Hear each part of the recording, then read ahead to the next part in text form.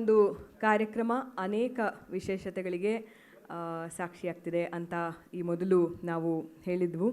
ಹೌದು, ಮೊಟ್ಟ ಮೊದಲನೇದಾಗಿ ಈ ಎಲ್ಲ ಲೇಖಕರಿಗೆ ಒಂದು ವಿಶಿಷ್ಟವಾದ ಪುಸ್ತಕಗಳನ್ನ ಕೊಟ್ಟಿದ್ದಕ್ಕಾಗಿ ಮತ್ತೊಮ್ಮೆ ಸಾವಣ್ಣ ಪ್ರಕಾಶನದ ಪರವಾಗಿ ಹಾಗೂ ಓದುಗ ಬಳಗದ ಪರವಾಗಿ ಹೃತ್ಪೂರ್ವಕ ಅಭಿನಂದನೆಗಳನ್ನ ಈ 5 ಲೇಖಕರಿಗೆ ಸಲ್ಲಿಸ್ತಾ ಇದ್ದೇವೆ. ಈ ಒಂದು ಕಾರ್ಯಕ್ರಮದಲ್ಲಿ ಮತ್ತೊಂದು ಮೆರುಗು ಅಥವಾ ಒಂದು ವಿಶೇಷವಾದ ಕಳೆಯನ್ನು ಕೊಡುವಂಥ ಒಂದು ಸಂದರ್ಭಕ್ಕೆ ನಾವಿದೀಗ ಕಾಲಿಡ್ತಾ ಇದ್ದೇವೆ. ಡಾಕ್ಟರ್ ನಾ ಸೋಮೇಶ್ವರ್ರವರು ಮತ್ತು ಶ್ರೀಮತಿ ರುಕ್ಮಾವತಿ ದಂಪತಿಗಳನ್ನ ನಾವು ವೇದಿಕೆಗೆ ಬರಮಾಡ್ಕೊಳ್ತಾ ಇದ್ದೇವೆ. ಒಂದು ವಿಶೇಷ ಕಾರಣಕ್ಕಾಗಿ ಸಾವಣ್ಣ ಪ್ರಕಾಶನ ಸಂಸ್ಥೆ ಅತ್ಯಂತ ಗೌರವದಿಂದ ಈ ಮಹನೀಯರನ್ನು ಅಭಿನಂದಿಸ್ತಾ ಇದೆ, ಸನ್ಮಾನಿಸ್ತಾ ಇದೆ. ಇವತ್ತು ನಾ ಸೋಮೇಶ್ವರ್ ದಂಪತಿಗಳು ದಯವಿಟ್ಟು ವೇದಿಕೆಗೆ ಆಗಮಿಸಬೇಕಾಗಿ ಕೇಳ್ಕೊಳ್ತಾ ಇದ್ದೇವೆ.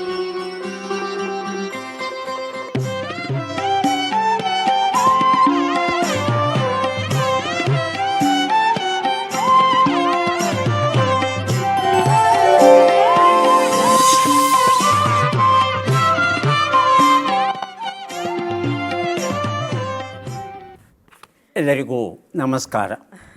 ಥಟ್ಟತ ಹೇಳಿ ಕ್ವಿಜ್ ಕಾರ್ಯಕ್ರಮಕ್ಕೆ ತಮಗೆಲ್ಲ ಸ್ವಾಗತವನ್ನು ಕೋರ್ತಾ ಇದ್ದೇವೆ. ಕಾರ್ಯಕ್ರಮ ಆರಂಭಿಸೋಣ. ಮೊದಲಿಗೆ ನಿಯಮಗಳನ್ನು ಒಮ್ಮೆ ನೋಡಿಬಿಡೋಣ. ಒಟ್ಟು 10 ಪ್ರಶ್ನೆಗಳು. ಮೊದಲು ಬಜರ್ ಒತ್ತಿದವರಿಗೆ ಉತ್ತರ ನೀಡುವ ಅವಕಾಶ. ಪ್ರತಿ ಸರಿ ಉತ್ತರಕ್ಕೆ ಒಂದು ಪುಸ್ತಕ ಬಹುಮಾನ. ಆಯ್ಕೆಗಳು ಬರುವ ಮೊದಲೇ ಬಜರ್ ಒತ್ತಿ ಸರಿ ಉತ್ತರ ನೀಡಿದರೆ 2 ಪುಸ್ತಕ ಬಹುಮಾನ. 100 ಅಂಕ ಗಳಿಸಿದವರಿಗೆ ಒಂದು ಪುಸ್ತಕ. ವಿಶೇಷ ಬಹುಮಾನ. ನಕಾರಾತ್ಮಕ ತಂತ್ರಗಳಿಗೆ ಅವಕಾಶವಿಲ್ಲ.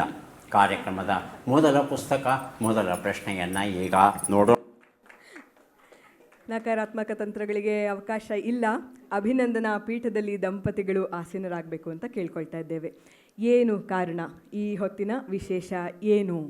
ಯಾವುದೇ ಒಂದು ಕ್ಷೇತ್ರದಲ್ಲಿ ಮೊದಲುಗಳು, ಪ್ರಥಮ ಅನ್ನುವಂಥದ್ದು ಬಹಳ ವಿಶೇಷವಾಗಿರುತ್ತೆ.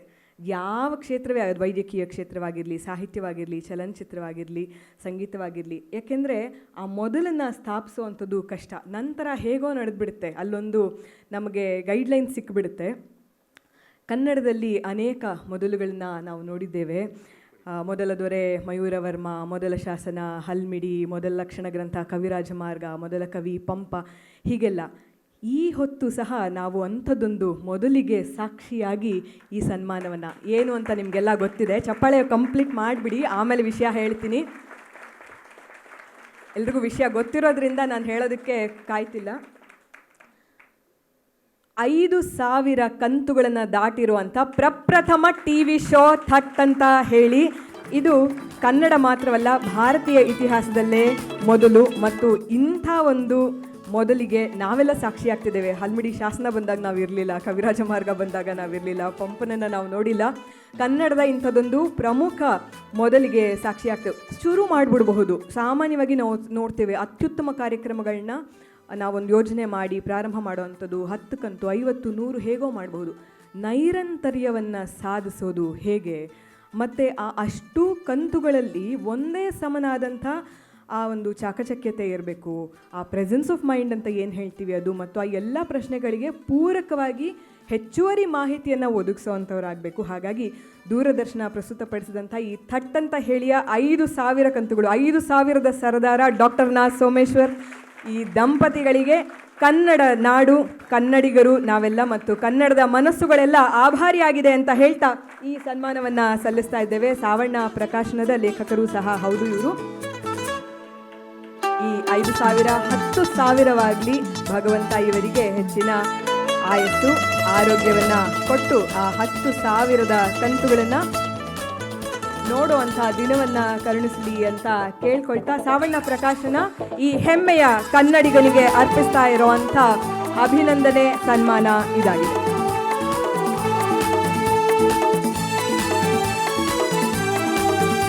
ಈ ಹಿಂದೆಯೇ ಲಿಮ್ಕಾ ಬುಕ್ ಆಫ್ ರೆಕಾರ್ಡ್ನಲ್ಲಿ ಸೇರಿದಂಥ ಈ ಕಾರ್ಯಕ್ರಮ ಇದೀಗ ಗಿನ್ನಿಸ್ ದಾಖಲೆಯನ್ನು ಸಹ ಮಾಡಿದೆ. ಈ ಕನ್ನಡ ವೀರನಿಗೆ ನಮ್ಮ ಸಾಷ್ಟಾಂಗ ಪ್ರಣಾಮಗಳು.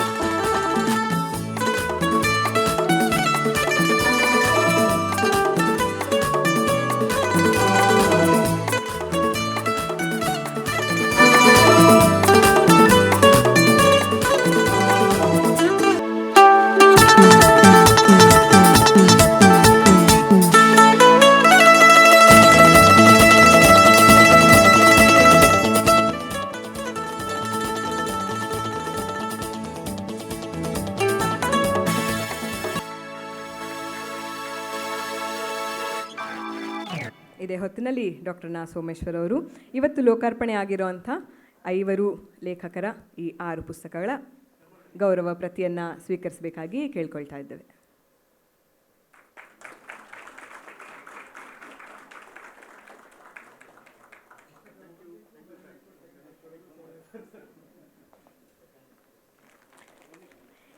ಈ ದಂಪತಿಗಳು 100 ಕಾಲ ಹೀಗೆ ನಗ್ನಗ್ತಾ ಸುಖವಾಗಿರಲಿ ಅಂತ ಆಶಿಸ್ತಾ ಇವರ ಆಶೀರ್ವಾದವನ್ನು ಎಲ್ಲ ಚಿಕ್ಕವರು ಬಯಸ್ತಾ ಇದ್ದೀವಿ ಈ ಹೊತ್ತಿನಲ್ಲಿ.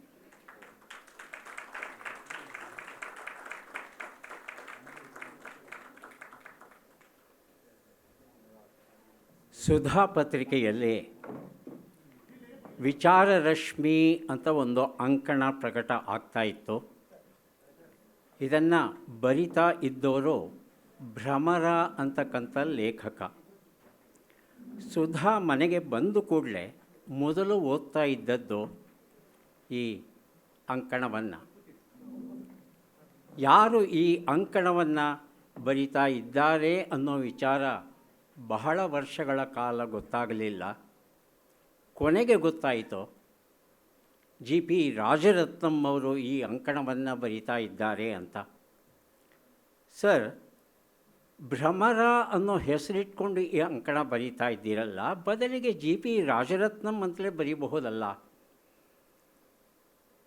ಆಗ ರಾಜರತ್ನಂ ಹೇಳಿದ್ರು, ಭ್ರಮರ ಅನ್ನೋ ಹೆಸರು ಇಟ್ಕೊಳ್ಳಿಕ್ಕೆ ಕಾರಣ ಉಂಟು. ದುಂಬಿ ಏನು ಮಾಡುತ್ತೆ? ಇಡೀ ಕಾಡಲ್ಲಿ ಇರ್ತಕ್ಕಂಥ ಉತ್ಕೃಷ್ಟವಾದ ಹೂಗಳು ಏನಿವೆ ಅವುಗಳ ಬಳಿಗೆ ಹೋಗಿ ಅಲ್ಲಿರುವ ಮಕರಂದವನ್ನು ಸಂಗ್ರಹಿಸಿ ತಂದು ಜೇನನ್ನು ಮಾಡಿ ನಮಗೆ ಕೊಡುತ್ತೆ. ಈ ಕನ್ನಡ ಸಾಹಿತ್ಯ ಎನ್ನುವ ಉದ್ಯಾನವನದಲ್ಲಿ ಅದ್ಭುತವಾದ ಮಾಹಿತಿಗಳು, ಬದುಕನ್ನು ಬದಲಿಸುವಂಥ ವಿಚಾರಗಳು, ಬದುಕನ್ನು ಸುವ್ಯವಸ್ಥಿತವಾಗಿ ನಡೆಸೋದಕ್ಕೆ ನೆರವಾಗುವಂಥ ವಿಚಾರ ದೀಪಿಕೆಗಳು ಏನಿವೆ ಅವುಗಳನ್ನೆಲ್ಲ ಸಂಗ್ರಹಿಸಿ ಪುಟ್ಟ ಪುಟ್ಟ ಬರಹದಲ್ಲಿ ಕೊಡಬೇಕು ಅಂತ ಆಸೆ ಇತ್ತು. ಆದರೆ ಈ ನನ್ನ ಪ್ರಯತ್ನ ಎಷ್ಟರ ಮಟ್ಟಿಗೆ ಯಶಸ್ವಿಯಾಗುತ್ತೆ ನನಗೆ ಗೊತ್ತಿರಲಿಲ್ಲ. ಹಾಗಾಗಿ ಭ್ರಮರ ಅನ್ನೋ ಹೆಸರಲ್ಲಿ ಬರದೆ ಅನ್ನೋ ಮಾತನ್ನು ರಾಜರತ್ನಂ ಹೇಳಿದರು. ರಾಜರತ್ನಂ ಅವರನ್ನು ಪ್ರೀತಿ, ಕೃತಜ್ಞತೆ ಹಾಗೂ ಗೌರವದಿಂದ ಸ್ಮರಿಸ್ಕೋತಾ ಥಟ್ಟಂತ ಹೇಳಿ ಕಾರ್ಯಕ್ರಮದಲ್ಲಿ ನಾನು ಮಾಡಿರೋದು ಈ ಜೇನ್ನೊಣದ ಕೆಲಸ ಮಾತ್ರ.